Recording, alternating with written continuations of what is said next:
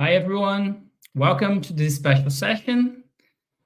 It's great to have you all again with us in this webinar session. Super special and insightful topic today, traceability in fashion, navigating sustainability in supply chains. And as usual, we'll give everyone the chance to join the session today. So we'll give you a few minutes before starting the presentations with our guest speakers today. In the meantime, I have here, you can see, I have two special guest speakers with me today, and I will let them introduce themselves before we start. And kicking off with Martina Schiuma. I think I pronounced correctly, Martina. And great to have you here and welcome. Yeah. Thank you for having me. I'm very happy to be here today, even just after the restoration law for the nature has been just approved, speaking about supply chain traceability and representing the D Factory, where I am the head of sustainability, a B Corp company, and I'm going to share you a little bit more about our organization. Super. Thank you so much, Martina. And now some of you already know her, our own Chief Growth Officer here at Orbify, Olia. Welcome, Olia. Thanks for being here today, this time as a special guest for us. Thanks, Carlos. Yes, excited to be here and to actually be presenting for Orbify today on the topic close to my heart, which is fashion. Super nice. Great. Guys, let us, okay, we are 4:02 p.m. Let's give everyone the chance to join, to arrive the session yet. Before all, let's do a warm-up here. Where in the world you are, guys, Martina and Olia? I am in an amazing co-working space in Milan right now, so I hope it's not going to be noisy around me. I'm in the south of Nice. France, Yola. so clearly connected to fashion. Nice. Italy, I'm just France. trying to, Super. warm up my credentials for the talks on the fashion industry. Amazing.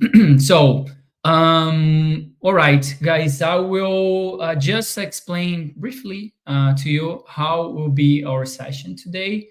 So we're gonna have two awesome presentations from Martina and from Olia. So Martina will kick off us in the presentation, then Olia. After each presentation, we're gonna have like 5 to 10 minutes for questions and answers for a Q&A, Q&A session. So if you have any questions, if you want to ask our guests anything, please drop in the comments here, somewhere here. You can see the comments.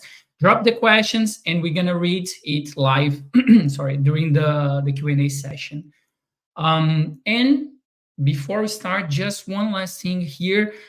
During the presentations, we're gonna have some polls and would like to know a little bit more about you.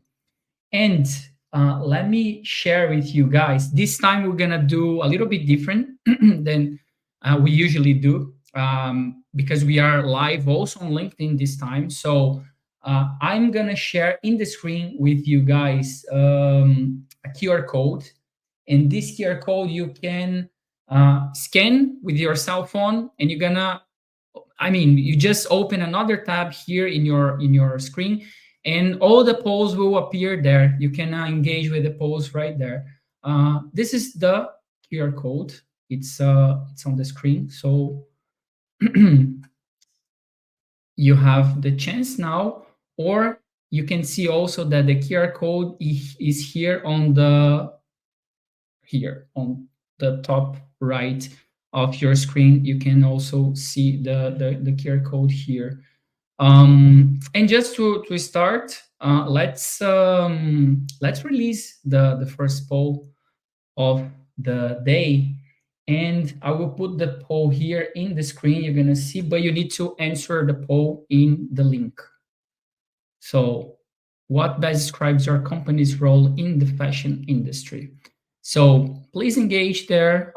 Take a look on that. I can see that people started to answer. And I think we are good to go for 5 p.m. All right, Martina, the floor is yours from now on. You're on mute. Thank you. So happy to share my screen and start giving you an overview of our solution. So first of all, what is the Factory and what we're doing? The Factory is part of a broader group called Y Hub, and it's made of three main different companies. There is the Factory, which is a supply chain traceability platform. Process Factory, which is the consultancy firm supporting the Factory and the companies we work with on all the ESG training and consulting. And Impact, which is the supply chain impact measurement platform. Italy is quite noisy. People like to engage, so I hope you're gonna hear me well. As a group, we work with significant stakeholders in the fashion industry. So we are partnering with the Global Fashion Agenda, and the Factory is not only a big corp companies, but we are part of Global Fashion Agenda Innovation Farm Network. We are also, as a group, part of the Roadmap to Zero Discharge Chemical from ZDHC, and we are directly integrated with this solution because we do not only want to support fashion brands in tracing their supply chain, but we want to become a gateway supporting fashion brands and companies to get engaged with the best partners out there, as well as with Textile Exchange and the Fair Impact Institute. We do define a framework and we do align with the ESG framework for impact assessment.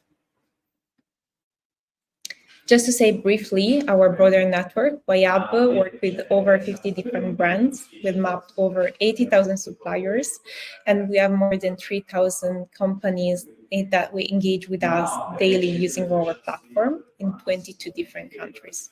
Here you see some of the brands we work with from the PVH group, with both Tommy Hilfiger, Calvin Klein, Hugo Boss, North Sales, and many others.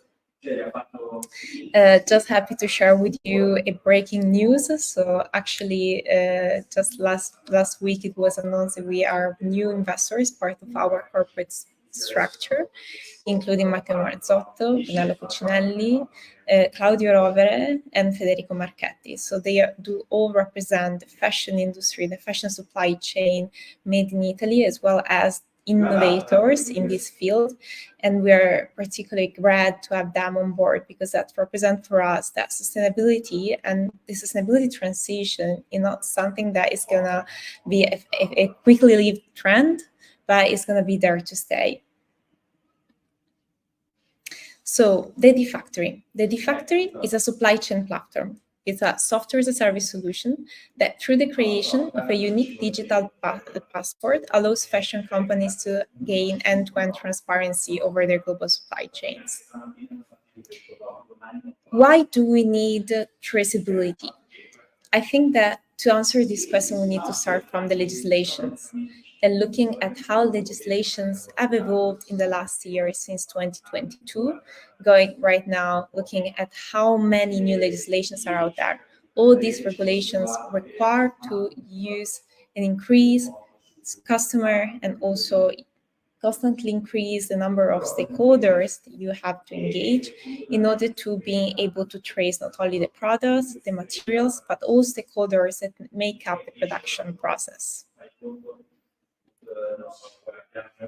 So here I want to make you a question. How many different traceability approaches do you think are out there in the fashion industry? Feel free to answer in the comment.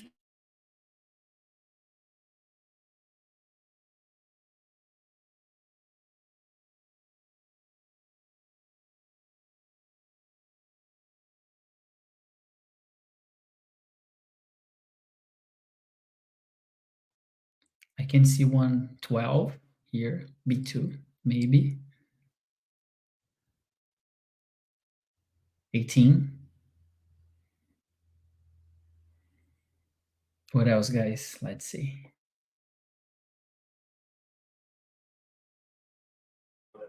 nine, quite different. It's spread it, yeah.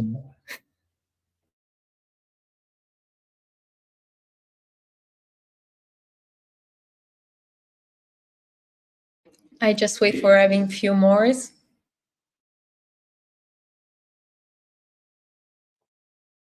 We got 10. It's in the middle, yeah. 12 again.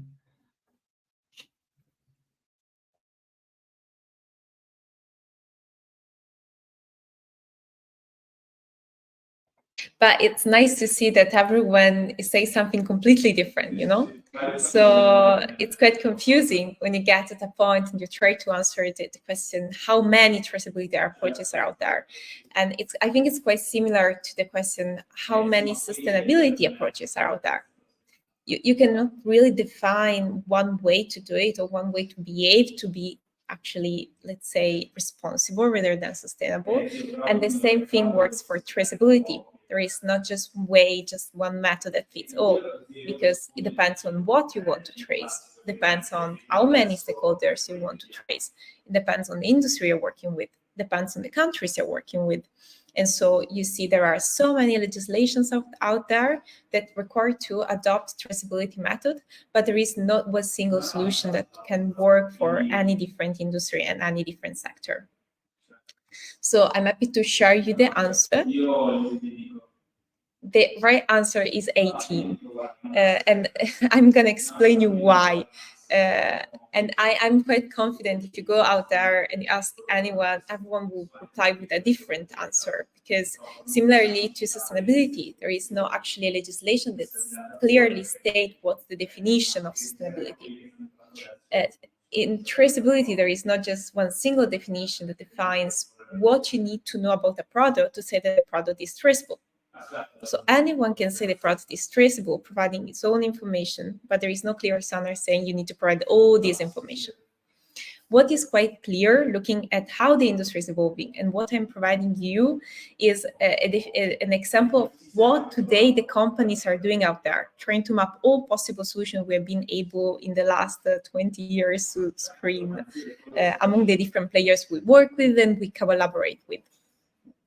I say 18 because you need to look at 3 different, let's say, macro categories when you want to see which are the approaches. You can map the supplier, you can trace the supplier, or you can track the suppliers.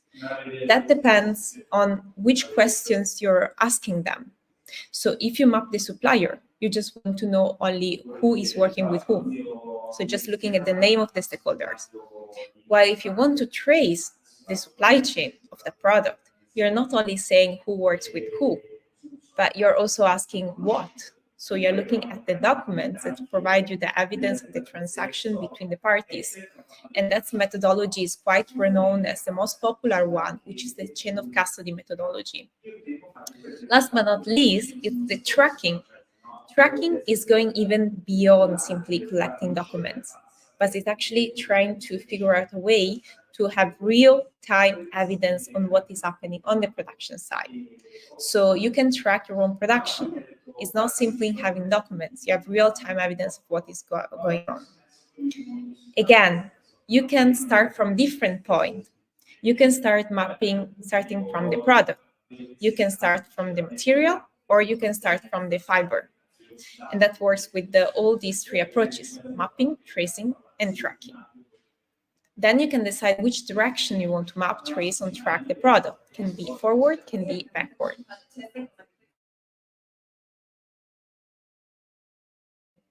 Quite complex. Would you revise your answer now?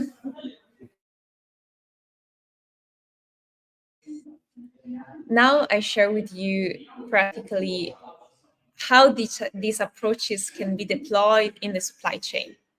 So considering that we define the tier, looking at the different, let's say, production phases that are carried out in the supply chain. So we can generally define the tier 1 as the manufacturing, the factory. The tier 2 as the actor who's involved that is making, let's say, the material, so the fiber manufacturer. The tier 3 as the one who's performing the additional activity, going further down till potentially the cotton yarn, that would be the tier 4. Of course, the definition of tier is another thing that is quite different in the industry. We have textile exchange defining specific categories and definition of tiers, but we have also other companies that use their own methodologies to define tiers. You can use the different traceability approaches differently for each tier of the supply chain. So what is happening is that in many cases, many companies, many fashion brands are applying one single methodology for all the tiers throughout the supply chain in a single product category. That can work, in many cases not. Because depending on the different tier and the different stakeholder, they may have specificities also because of the countries that require to adopt different approaches. So we just looked before at the chain of custody as the traditional approach you can have to collect documents from your supply chain. We can also use differently from documents fiber tracers, so they can be something you can add to the single and use DNA testing or forensic testing to identify the additives that are put to track the material. But that's quite difficult to scale if you think an entire production and many suppliers engaged. What we do as the D-Factory, how we do differentiate ourselves, is because we combine different approaches in the supply chain at different level of the supply chain based on the single specificities. So that's why we as a group, the D-Factory, together with Process Factory, together with the Impact, represent Y-Hub Group. We provide all the consultancy that is necessary to define which is the best traceability approach. And then we support the companies in rolling out throughout the entire supply chain the traceability method they have identified.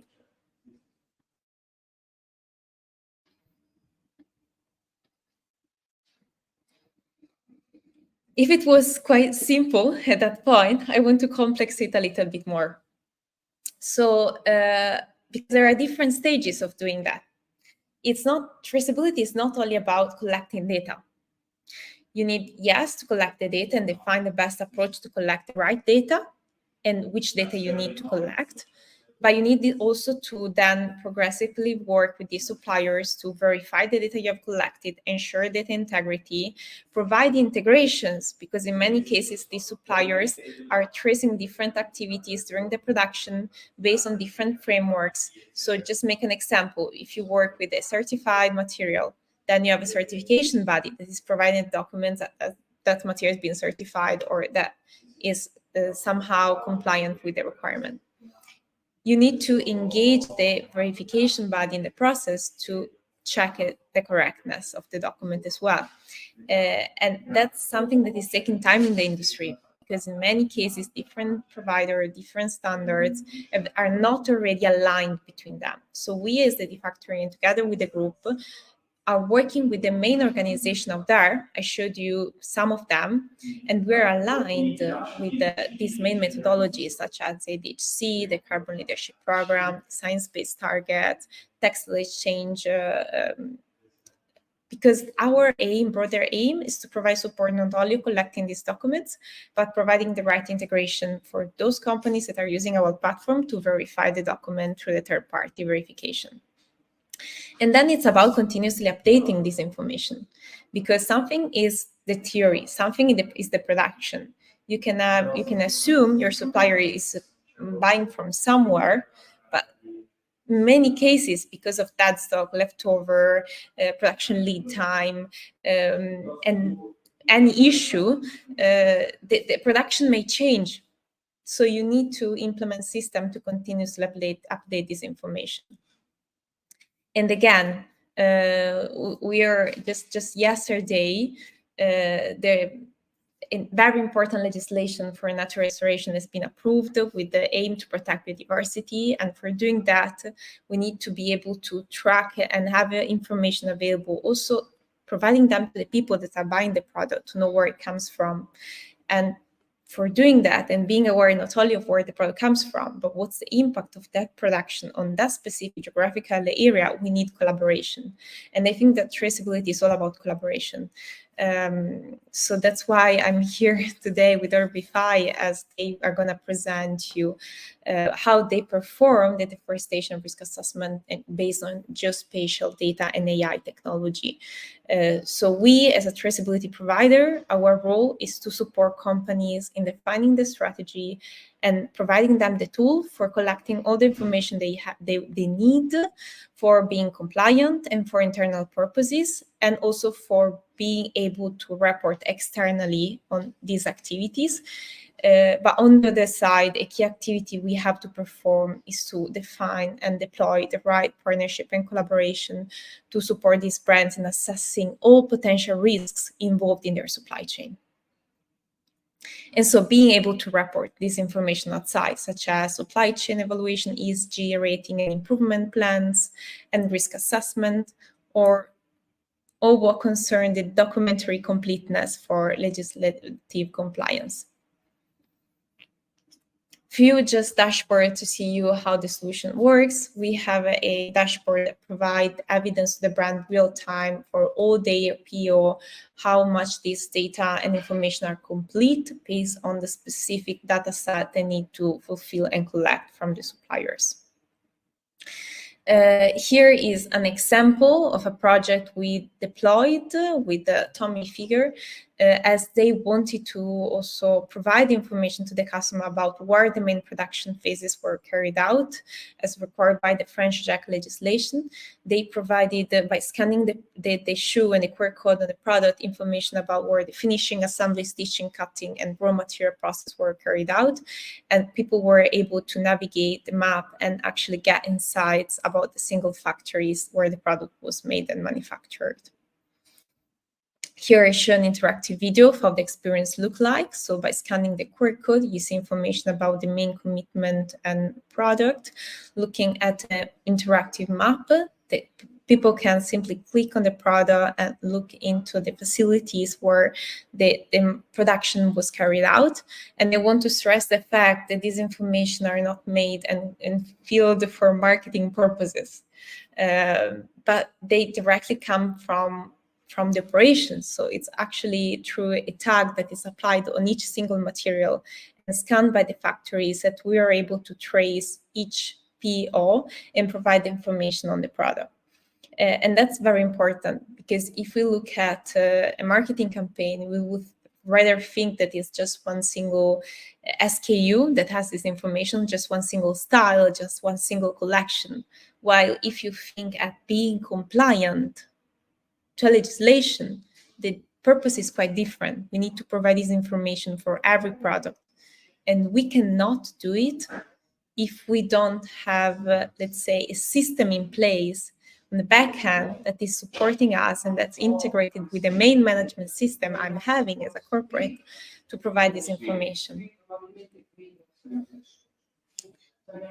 So thank you again for your attention. I hope it was clear, and if not, happy to reply to all your questions. I'm happy also to invite you to our next traceability webinar, Traceability Roadmap for Data Integrity and System Integration. As I mentioned, the purpose is high quality data and collaborating with the right partner to provide a 360-degree support on the traceability journey of the company, both brand and coming from the supply chain.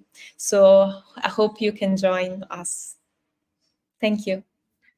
Super. Thank you so much, Martina. Guys, I'm gonna share with you here in the lettering the website, the ED Factory. Also, you're gonna see the LinkedIn and Martina's profile. So if you want to talk to Martina, you can find her in this link as well on LinkedIn. Now it's time to our questions. So yeah, okay. Comments, questions here, please, guys, drop the questions on the chat. And we have here Martina to answer your questions today. Let's see.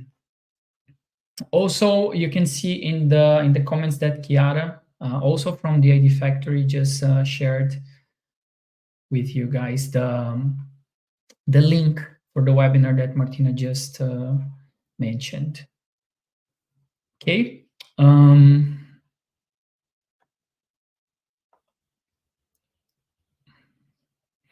All right, let's see. Do you have any questions, guys?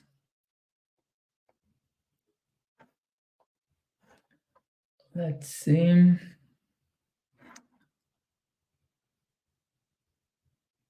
Okay. No, we have a few minutes yet. Don't be shy. Feel free also to reach on LinkedIn if you have any inquiry. I think what is going to be exciting about this main topic is that everything is still to be explored. I remember when I started working in traceability, people were still asking me the question, why do we need to trace a product? There was not a perception of the need.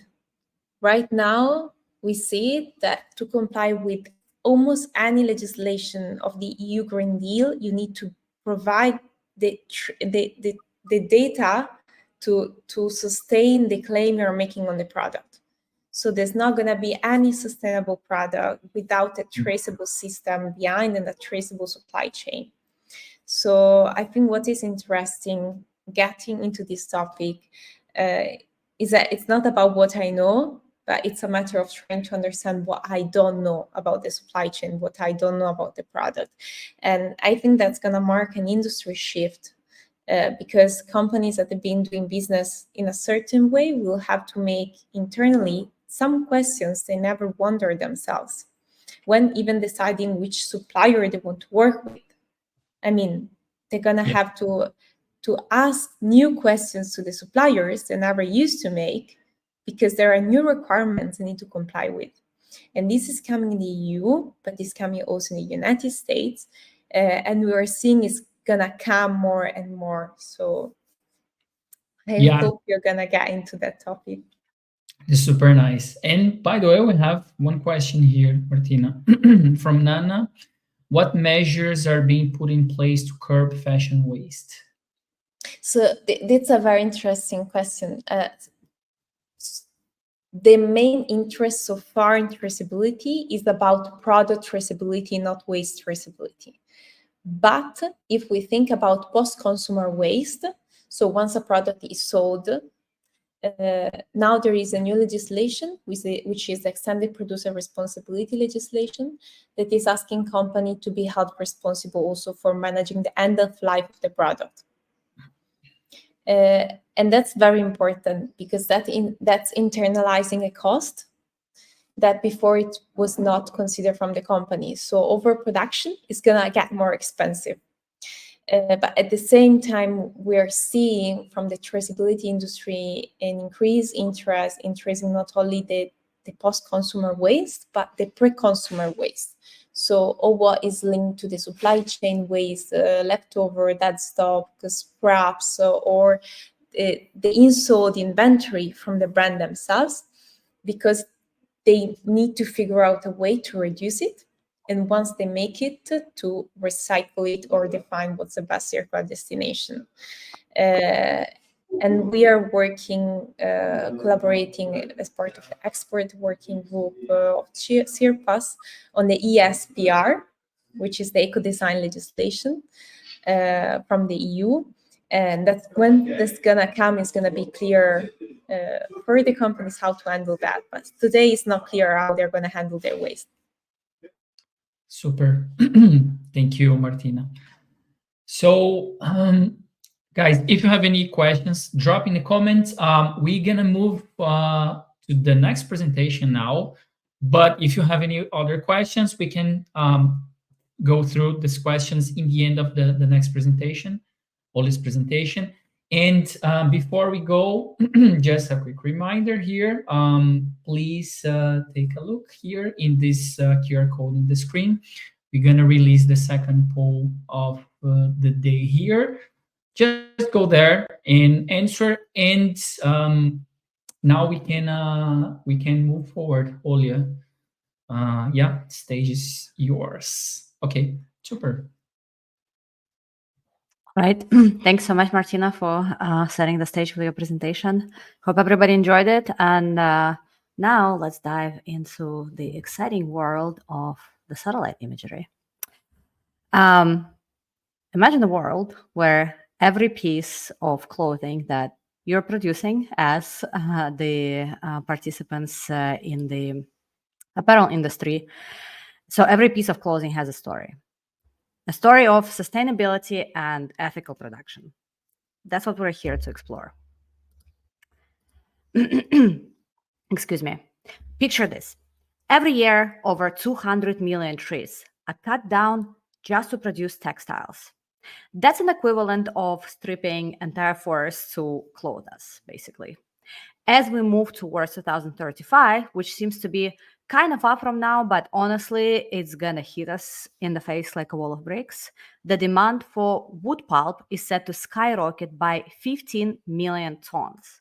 And we need to ask ourselves, can we really continue that way?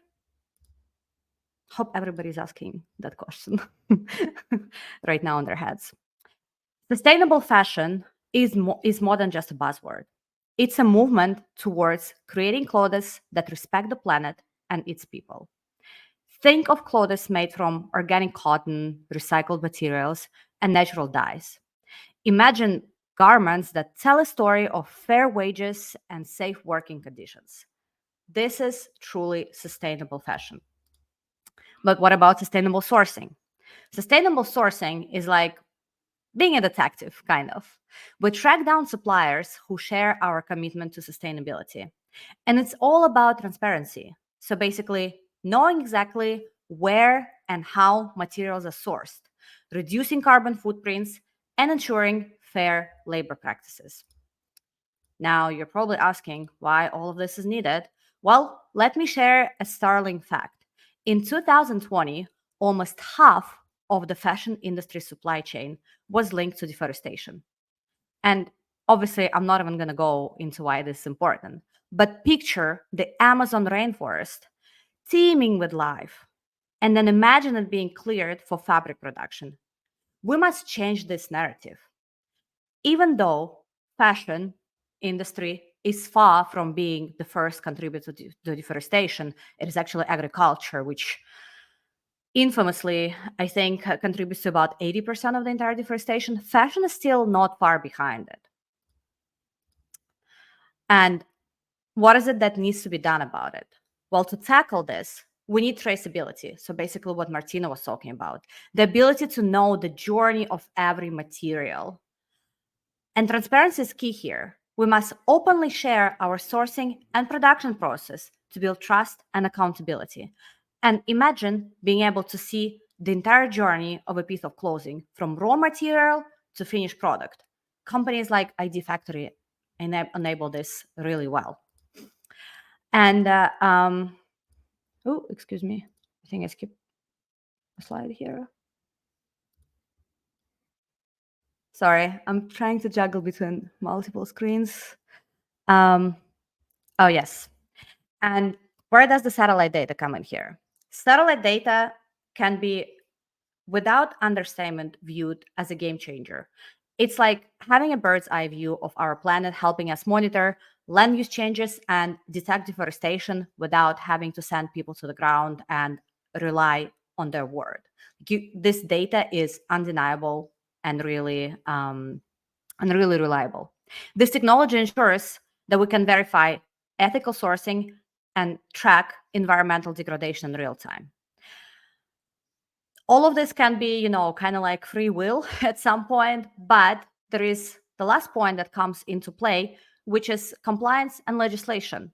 And here we're dealing with something that is coming into force in the end of this year, which is EUDR, European Union Deforestation Regulation, which is going to put even more pressure on fashion industry because because there are certain materials that actually need to be compliant with EUDR. So here we're talking about multiple raw materials like leather, rubber, and wood. And this regulation is pushing fashion brands to trade raw materials back to their roots. How? It's basically asking to prove that the plots where the raw materials were sourced are not linked to deforestation, basically did not cause any deforestation after the end of 2020. And they did not create any forest degradation risk around the plot.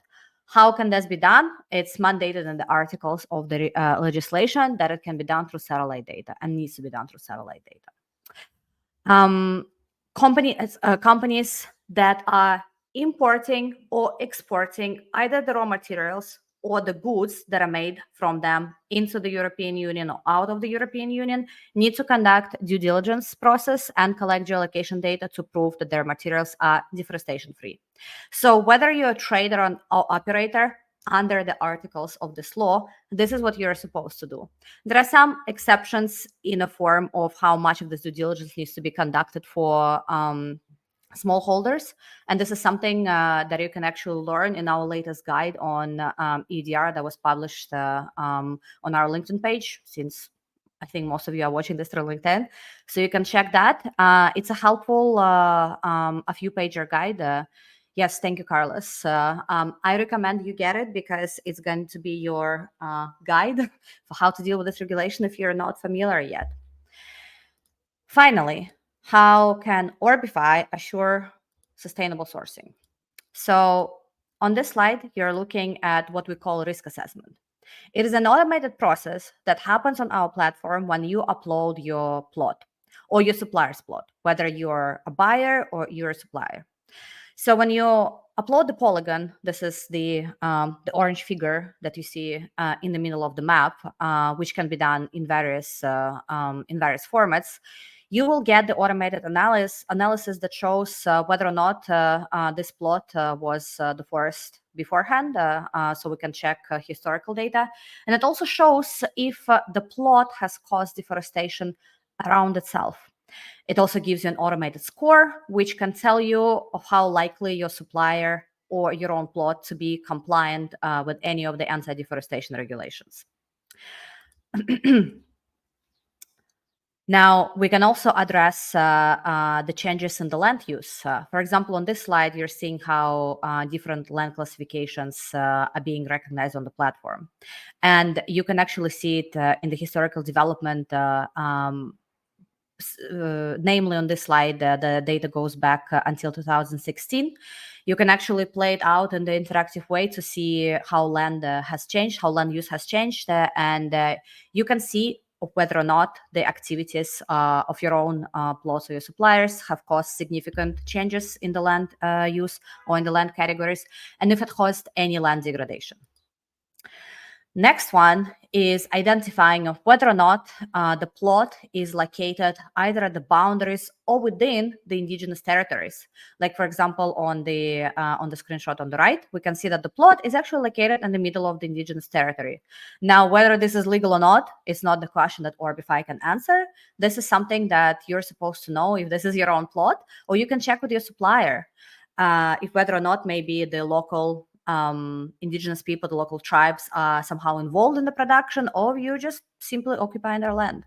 And then finally, all lives matter. I'm going to use this analogy. Biodiversity is also a really huge factor when it comes to understanding how your activities or activities of your suppliers are affecting the environment. So we're talking about biodiversity.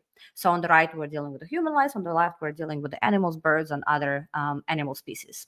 So we're looking at the biodiversity intactness index, and it shows you whether or not it has caused any sort of patching when it comes to biodiversity, has caused any loss, and maybe even species extinction, which is also very important when it comes to understanding of how your operations have affected the environment around the plot. Like I was saying on one of the previous slides, we have a full solution when it comes to EUDR compliance. We can totally produce a due diligence certificate for you when it comes to satellite imagery analysis. It comes with a complete template where basically it's a plug-and-play approach. You plug in your plot or the plot of your suppliers, and you get the entire analysis with all of the notes, so you don't have to wonder what you're looking at, but obviously you can speak to one of our product experts that can really guide you through it. There are multiple parameters that are involved in the EUDR compliance analysis. For example, here we're looking at the historical deforestation analysis. It shows you which years saw the highest deforestation, if there was any deforestation, how it compares to the previous years. And on the screenshot at the bottom, you can see how maintained or lost forest mapping looks like. Finally, well, not finally, as the next point, you can also be very transparent when it comes to communicating with your suppliers. So you can share a full report with them saying, hey, I just analyzed all of your plots and it looks like, for example, 10 out of 30 seem to be at risk for being non-compliant with EUDR, or really just seem like they're causing some deforestation. And we also feature downstream data collection, which is in easy terms means that you can send a magic link to your suppliers where they can upload a polygon and is going to be available in your dashboard. Easy API integration. And I think Martina and a couple of other companies I've worked with can attest to it. Basically, you don't even have to work in our own environment. You can integrate our solution with whatever platform you're working with when it comes to supply chain tracking. Reporting, as I was saying before, you can easily produce a report for different time periods, which can be saved either in PDF or some other format and shared with different stakeholders. So if we had to round this up, it really comes down to the fact that fashion industry is contributing significantly to deforestation, and whether you are doing this voluntarily, basically checking if your own plots or your suppliers are causing any deforestation, or some of your raw materials are actually supposed to be compliant, we have to do something about it. Orbify can help you track this down, analyze it, and provide a due diligence certificate. And on top of that, we can even help you produce any of the custom worker reports that can be required. If you want to get in touch with us, it's very simple. Going to orbify.com and hitting talk to us, you'll be connected with one of our product experts. You can also very easily reach out to us on LinkedIn. I think this is the end of my presentation. Thanks so much for listening, and I think we can switch to the Q&A. Super. Thank you so much, Julia. You can see in the screen Olia's profile on LinkedIn if you want to talk to her. LinkedIn, Orbify LinkedIn profile as well. And finally, again, the website. As Olia mentioned, you can just go there and click talk to us, and you can schedule a call with us at any time. All right. I guess we have a question for Martina from the first presentation. Maybe we can start from here, and before we have all the other questions to Olia. Okay, Martina, I would like to know, with so many environmental regulations, what is the best way to keep in track the smaller suppliers? I think it's not a matter of how big the supplier is, but about how much collaborative these suppliers are. So you can, working with different suppliers, define a way to engage them, to train them in this traceability process. But it's definitely about setting a new culture within your organization. So it's not only about tracking what they do, but also being responsive once they're asking you to support them on this activity. So it's a shared commitment. That's why our platform is a collaborative platform. What we can do to support these companies is being a partner in defining the right strategy and engaging the suppliers. And we use technology as a tool to support the tracking activity. So instead of having today back and forth email, because we are not structured to provide the information to the lawmaker, defining a system which is one single repository, that it's flexible, and that can make it easier to gather the information and also to share the information and to verify the information. Super. Thank you so much. All right, guys. Questions? We have we have a few minutes here yet to run some questions. I think there is a question on sustainable sourcing. Okay, yeah. Sorry, I didn't. All right. Concerning sustainable sourcing, is there an evaluation panel to assess suppliers to prevent greenwashing, where suppliers tell a buyer that they only supply environmentally friendly products only for the buyer to purchase said product and notice it is not environmentally friendly? I think I can partially answer the question, or at least try to. Indeed, thank you, Nana. The issue of greenwashing is a significant concern when it comes to sustainable sourcing. And as far as I know, to address this, many companies and industries are implementing those robust evaluation panels and certification process to ensure the authenticity of their suppliers' claims. So there are several independent certification bodies and standards, such as Global Organic Textile Standard, I believe the acronym is GOTS, Fair Trade Certified, another one that ends with a tax, that rigorously evaluate and certify suppliers based on their environmental and social practices. These certifications involve thorough audits and assessments to ensure suppliers meet specific sustainability criteria, thereby reducing the risk of greenwashing. Then there is a practice that's called supplier audits. So companies often conduct regular audits of their suppliers. And these audits are comprehensive and cover various aspects of sustainability, including environmental impact, labor practices, and sourcing transparency. There's also third-party audits that can be particularly effective, as they provide an, unbiased evaluation of the supplier's practices.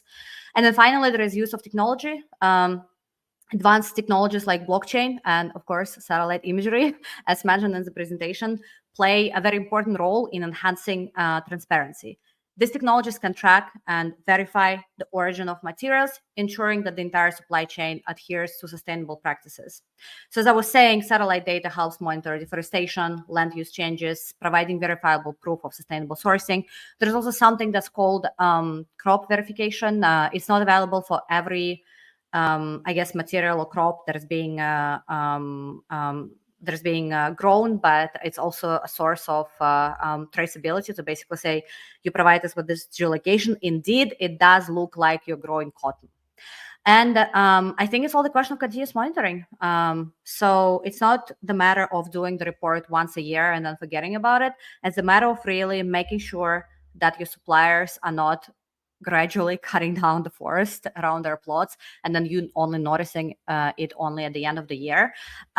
Again, shameless plug, Orbify does have an alerting system where it can tell you that there is a potential deforestation alert happening in your or your supplier's plot area.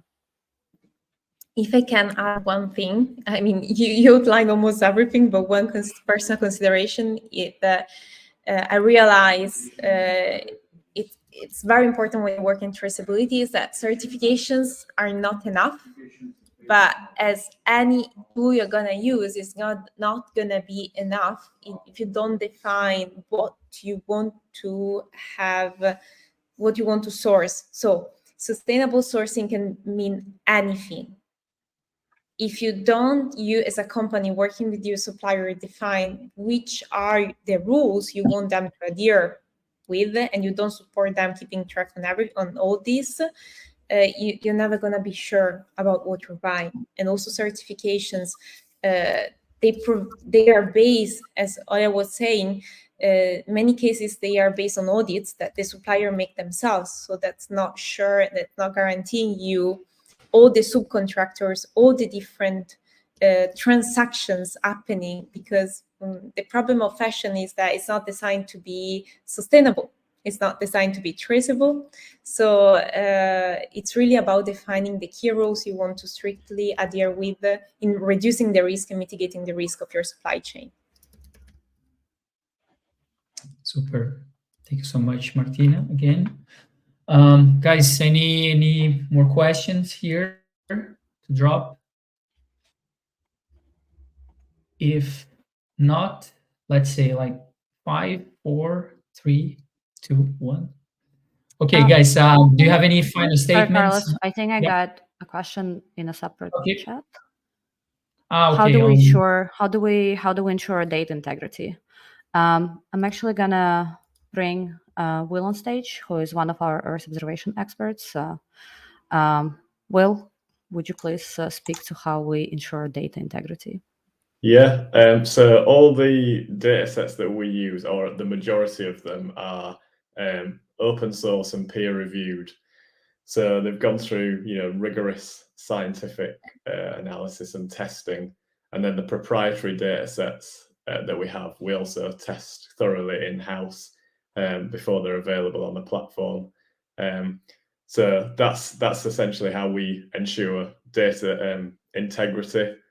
We provide the user with the links and to the papers that people can go and check out the full methodologies and the accuracy assessments, and we'll summarize them in the little info buttons that we have next to the components, so people can go and check them out in more detail or just get a brief overview when they need to.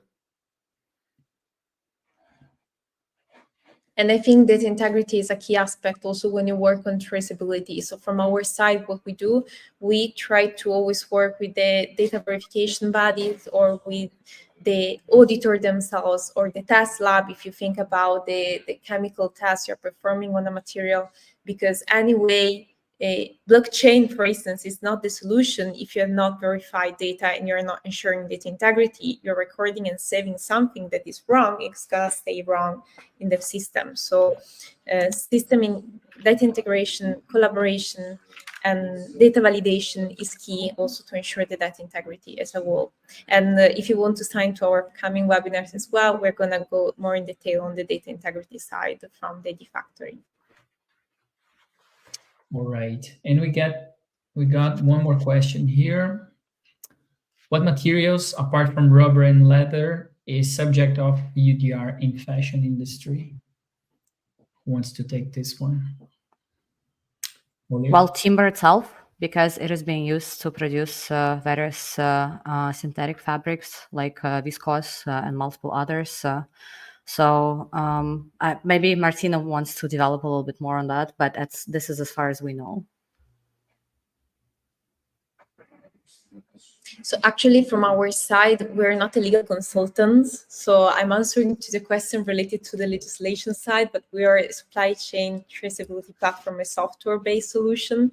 We have, as part of our holding group, a sustainability consultants team, but it's not me representing them today. So as what I can tell you is that all products that are a certain way that may contribute to deforestation are under this legislative review. What we're doing as a solution, we are today working closely with companies in the leather industry, as well as those working in the viscose sector, for instance, is a big issue.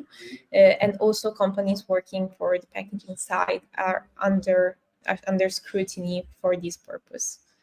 But again, I'm not a legal consultant, so I don't want to provide you technical information that are not in my field of expertise.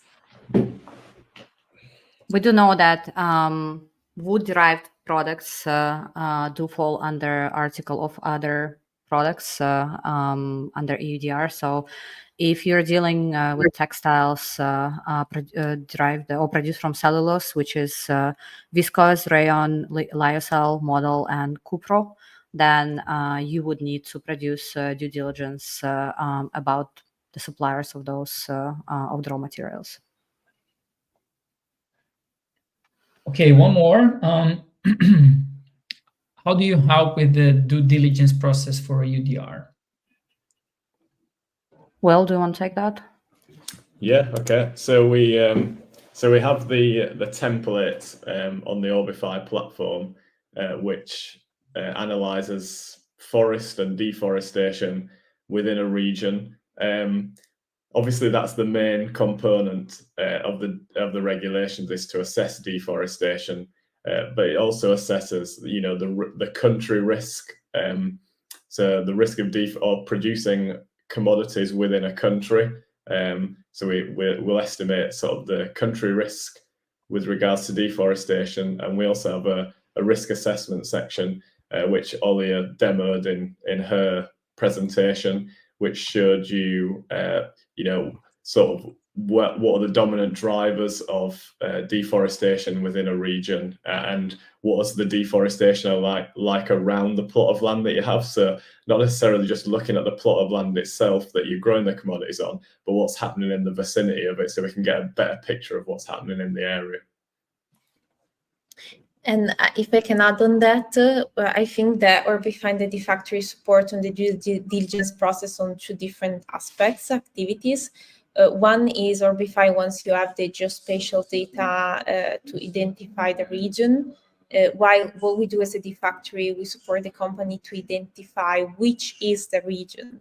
And to do that, what we do, we support directly, let's say, could be the traceability owner, could be the brand, could be the material suppliers, could be the tannery themselves, to identify their sub-supplier tiers and to progressively engage them to have the information about they've been sourcing the ladder, the slaughterhouse, and going further down the supply chain. Of course, technology can help you to boost and speed up this process. In some cases, when you have a vertically integrated supply chain, it's easier. Once you don't have a vertically integrated supply chain, it takes more time.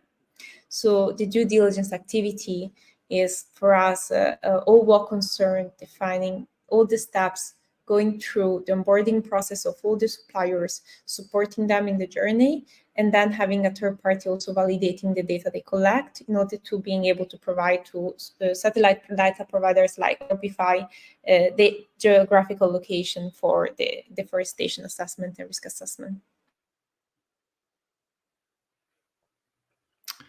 All right, guys.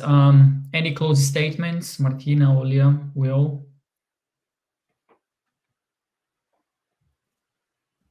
I can just make a closing remarks from our side, is that traceability is not an easy topic. It's a complex topic. That's why I think to anyone who's approaching this topic, what I would suggest is finding the right partner to identify what's the best strategy to collaborate with them and to define the right structure for their due diligence activity. Otherwise, the major risk is to not be able to engage the suppliers. Thank you so much. Olia, Will?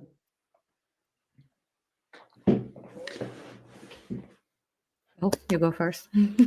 I was just going to say that, EUDR is, quite a revolutionary regulation that's coming in that's really going to change how a lot of industries operate. And, satellite imagery analysis is the best and quickest way of meeting the targets of these regulations and proving your compliance. So it's really important that you work with your supply chain to implement a solution that fits your requirements. Thank you, Will. Olia, any final statements on your side? I would say, if this all seems overwhelming, I think this is a sentiment that is shared among a lot of different companies. So the best way forward is just getting in touch with people who just really guide you through the process, including people on the screen, obviously. So if you just simply want to understand more and see if we can help, don't hesitate to get in touch. It's not, this is not gonna, put any commitments on you. We're always happy to just have exploratory conversations. Thanks so much for being part of this event. This is our first LinkedIn Live. And we'll see if we're gonna continue doing that. Yeah, thanks so much, guys. Hope to see you in the next webinar.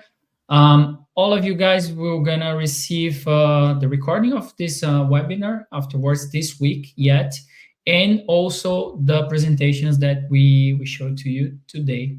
Okay, and this is it. Hope to see you soon. Bye. Thanks, everyone. Bye-bye. See you later.